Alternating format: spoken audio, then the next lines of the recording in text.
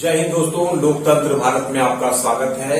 इस समय मैं जिले के बेंगाबाद प्रखंड अंतर्गत छोटकी खरडीहा में हूं और मेरे साथ इस समय बेंगाबाद प्रखंड के जाने माने समाज सेवी मोहम्मद जैनुल अंसारी हैं, जिन्हें आप अपनी स्क्रीन पर देख रहे हैं। आपको बताना चाहूंगा कि जैनुल अंसारी काफी लंबे समय से राजनीति में सक्रिय है। दबे कुचले वर्ग के लोगों की आवाज, पसमानदा समाज की आवाज वो मुखरता के साथ काफी लंबे समय से समय समय पर उठाते रहे। विभिन्न सियासी पार्टियों की अगर बात की जाए तो जिले के जितने भी दिग्गज और कद्दावर नेता हैं, अनुभवी नेता हैं, उनमें से एक मोहम्मद जैनुल अंसारी भी है। आपको बताना चाहूंगा कि आगामी लोकसभा चुनाव में जैनुल अंसारी भावी कोडरमा प्रत्याशी भी होंगे। आइए इनसे बात करते हैं और कुछ विस्तार से जानकारी प्राप्त करते हैं इनके अतीत के विषय में, वर्तमान के विषय में और भविष्य जो इन्होंने सोचकर कुछ रखा है राजनीति में। इन सभी बिंदुओं पर बात करें जैनुल अंसारी साहब से। आइए बात करते हैं। आपका स्वागत है जी। मैं इस कार्यक्रम के लिए आपको बहुत बहुत धन्यवाद और मुबारकबाद देता हूँ। संक्षेप में जैनुल भाई, राजनीतिक अनुभव तो आपके पास बहुत है, लेकिन एक आंकड़ा अगर चाहे तो कितना लंबा समय हो गया आपको राजनीति में? मैं 1990 से कंटिन्यू कांग्रेस पार्टी से जुड़ के काम कर रहा हूँ। लगभग मुझे 32-33 साल इस कैरियर में हो चुका है। आरंभ आपका हुआ है 1990 और वर्तमान में आप काम कर रहे हैं कांग्रेस से ही जुड़कर, कंटिन्यू कांग्रेस में रहे। क्या कभी किसी और पार्टी में आप नहीं गए? नहीं। तो अभी वर्तमान में कांग्रेस में आपको क्या पद मिला है, किस पद पर है? अभी हम गिरिडीह जिला कांग्रेस कमेटी का उपाध्यक्ष हैं और सामाजिक संगठन मॉर्निंग काउंसिल जनरल सेक्रेटरी है स्टेट लेवल पर। और कांग्रेस पार्टी से अभी भी हम झारखंड प्रदेश कांग्रेस कमेटी का प्रदेश डेलीगेट हैं। चलिए, आपसे ये जानना चाहेंगे कि राजनीति का काफी लंबा अनुभव है आपके पास। आपके क्षेत्र की अगर बात की जाए तो प्रमुख जो समस्याएं आपके संज्ञान में है आम जनता या फिर क्षेत्र की जो समस्याएं, वो कौन कौन सी समस्याएं दो चार आपके मस्तिष्क में प्रमुख रूप से हैं? देखिए, हम लोग जहां रहते हैं यह रूरल एरिया है और कोडरमा पार्लियामेंट में अधिकांश 90% लोग रूरल है और रूरल एरिया के लिए स्वास्थ्य, सड़क और शिक्षा मुख्य कारण है। इस एरिया में स्वास्थ्य की कमी है, सड़कें की कमी है और शिक्षा की कमी है। और अगर यह तीनों चीज पर फोकस हो जाए तो फिर यहाँ की जनता को पलायन के लिए, चाहे मजदूर को पलायन के लिए कहीं जाने की जरूरत नहीं पड़ सकता है। कोडरमा लोकसभा क्षेत्र एक रूरल एरिया है, ये ग्रामीण क्षेत्र है। समस्याएं आपने बताई, क्या आपने आज तक कभी कुछ प्रयास किया है अपने स्तर से भी और आप जिस पार्टी से हैं उस पार्टी के बड़े नेताओं से मिलकर, क्या आपने अपने क्षेत्र की इन समस्याओं के समाधान का कुछ प्रयास किया है? क्या अभी तक कुछ परिणाम आया है आपके प्रयासों का? इस लंबे प्रयास में हमारा पार्टी से दो बार एमपी तिलकधारी प्रसाद सिंह रहे हैं कोडरमा पार्लियामेंट में। और सवाल है कि जिस पार्टी से मैं रहता था और हूं, मैं अपने पार्टी के लीडर को ही बता सकता हूं कि समस्या का कैसे समाधान हो सकता है। और इसमें से मैं तिलकधारी सिंह को दोबारा जब 1999 में वो एमपी बने तो मैंने प्रयास किया कि कम से कम बेंगाबाद चतुरो रोड, इसको जो जिला परिषद का सड़क था उसको पीडब्ल्यूडी में ट्रांसफर करा के आवागमन का सुविधा मुहैया कराया जाए। और उन्होंने अपने कार्यकाल में यह सड़क बेंगाबाद से चतुरो का पीडब्ल्यूडी में ट्रांसफर करवाया।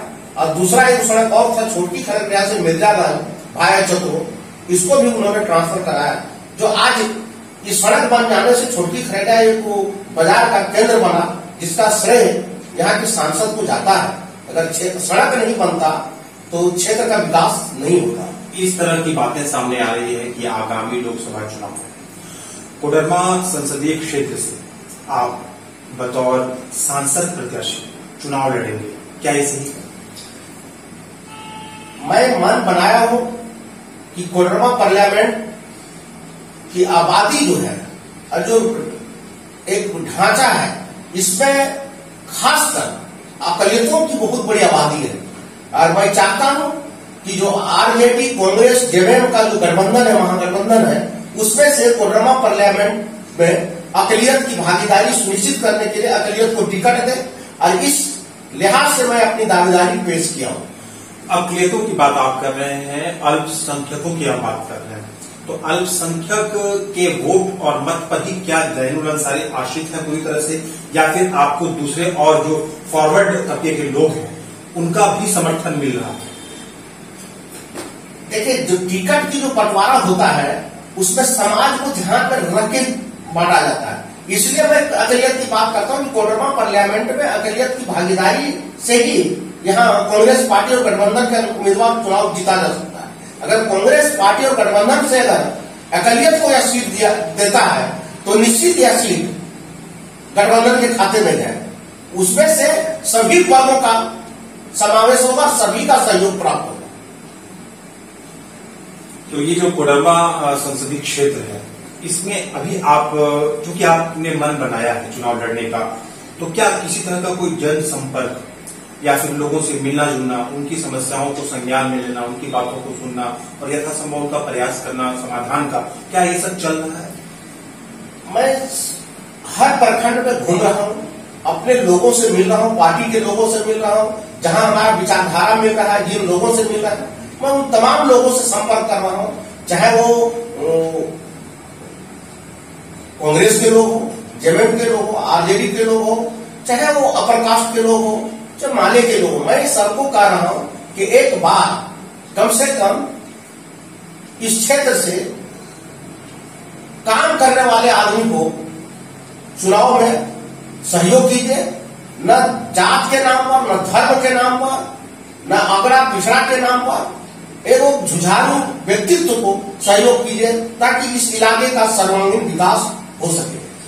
अगर कोडरमा संसदीय क्षेत्र की जनता ने अवसर दिया, क्या सड़क, शिक्षा, स्वास्थ्य जैसी जो महत्वपूर्ण बिंदुएं हैं, इनमें क्या कुछ आप विशेष करेंगे ताकि आपको जिन आशाओं के साथ चुना जाए उसे आप पूरा करते हुए नजर आए? क्या कुछ प्रमुख आपने सोच कर रखा है? मेरा सोच है कि कोडरमा से लेकर गांधी तक 6 विधानसभा क्षेत्र है, और 6 विधानसभा में बहुत बड़ी समस्या है शिक्षा की, सड़क के, स्वास्थ्य का। सिर्फ कोडरमा शहर में हॉस्पिटल, सदर हॉस्पिटल है, और कोडरमा पार्लियामेंट के अंतर्गत कहीं स्वास्थ्य का को अच्छा एक हॉस्पिटल नहीं है जहां लोगों का सही समुचित इलाज हो। हर जगह प्राइवेट नर्सिंग होम खुला हुआ है और लोगों की जेब काटा जा रहा है। मेरा प्रयास होगा कि 6 विधानसभा के मुख्य केंद्रों पर कम से कम एम्स जैसे, रिम्स जैसे स्वास्थ्य क्षेत्र में अगर बढ़ावा मिलेगा तो इस क्षेत्र के गरीब जनता को, मजदूर जनता को, दलितों को, पिछड़ों को, आदिवासियों को, सबको सुविधा होगी। और मैं चाहूंगा कि जमुआ, धनवार, बगोदर, गांडे, इन तमाम इलाकों में आपका गामा, सतगावा, मरकच्चो, इन तमाम इलाकों में कम से कम स्वास्थ्य और सड़क और शिक्षा का केंद्र बन जाए, हब बन जाए, ताकि लोगों को लगे कि एक अच्छा नेता को चुनने का फल मुझे मिला। संक्षेप में आप अपने संसदीय क्षेत्र की जनता से हमारे चैनल के माध्यम से क्या आग्रह करना चाहेंगे आने वाले लोकसभा चुनाव को लेकर? मैं यही चाहता हूं कि पूरे हिंदुस्तान में जो व्यार भी बढ़ा है, जब से राहुल गांधी कन्याकुमारी से लेकर कश्मीर तक पद यात्रा की है, तब से कांग्रेस के प्रति लोगों का ध्यान आकर्षित हुआ है। उसमें अल्पसंख्यकों के साथ साथ बहुसंख्यक लोगों का भी उनके प्रति आकर्षण बढ़ा है। मैं चाहता हूं कि राहुल गांधी के नेतृत्व में, झारखंड सरकार में हेमंत सोरेन के नेतृत्व में और महागठबंधन के नेतृत्व में कोडरमा पार्लियामेंट में कांग्रेस के प्रति लोग आवे और मुझ जैसे जो प्योर गरीब परिवार से मैं बिलोंग करता हूं, ऐसे लोगों का नुमाइंदगी करने का मौका दे, ताकि गरीब का दर्द गरीब ही समझेगा, तब उसकी भलाई और उत्थान हो। चलिए, हमारी शुभकामनाएं आपके साथ है। जैनुल अंसारी, ये थे मोहम्मद जैनुल अंसारी, अनुभवी और दिग्गज कांग्रेसी नेता, सह भावी लोकसभा प्रत्याशी कोडरमा संसदीय क्षेत्र। हमसे जुड़कर इन्होंने संक्षेप में विभिन्न बिंदुओं पर बातें की, अपने क्षेत्र की समस्याओं को भी हम सभी के समक्ष रखा।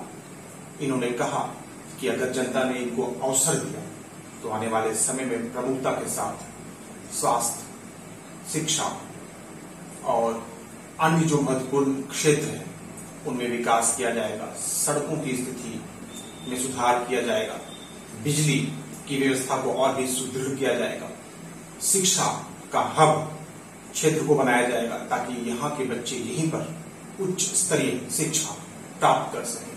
स्वास्थ्य के लिए लोगों को रांची और दिल्ली नहीं जाना पड़े, उन्हें स्वास्थ्य लाभ, अच्छी चिकित्सा सुविधा अपने क्षेत्र में ही मिल सके। इन सभी क्षेत्रों में प्रयास करते हुए नजर आएंगे मोहम्मद जैनुल अंसारी। उम्मीद करते हैं कि कोडरमा संसदीय क्षेत्र की जनता सम्मानित, पढ़ी लिखी और जागरूक है। मोहम्मद जैनुल अंसारी की बातों को सुन रही है, विचार भी करेगी और आने वाले समय में अपना उचित निर्णय लेते हुए इस क्षेत्र के लिए सर्वश्रेष्ठ उम्मीदवार का चयन भी करेगी।